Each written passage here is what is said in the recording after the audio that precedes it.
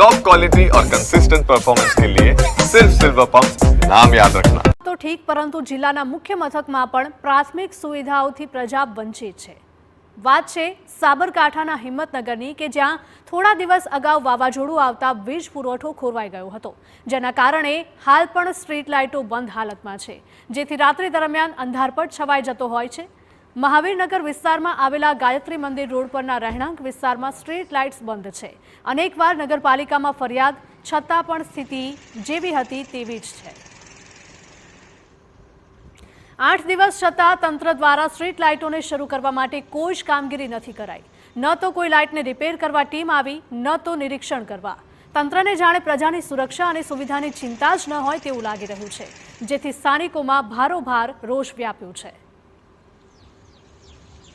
Street લાઇટો બંધ હોવાને કારણે ચોરીનો બી ભય રહે। બહાર નીકળીએ ત્યારે અંધારું એકદમ હોય એટલે ડર લાગે।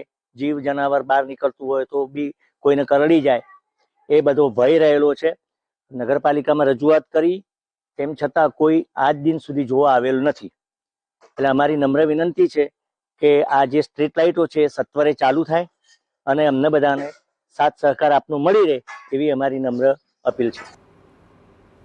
તો બીજી તરફ પાલિકાના વીજળી વિભાગના ચેરમેને દાવો કર્યો છે કે માત્ર અમુક જ વિસ્તારમાં લાઇટ્સ બંધ છે, બાકી અન્ય વિસ્તારોમાં યુદ્ધના ધોરણે કામગીરી કરી વીજળી ચાલુ કરી દેવામાં આવી છે।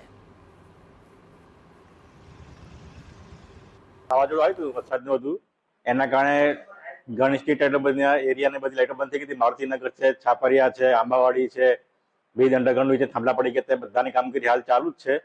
અને અમુક સોસાયટી લાઇટો ચાલુ થઈ ગઈ છે અને અમુક હાલ પ્રોગ્રેસ છે।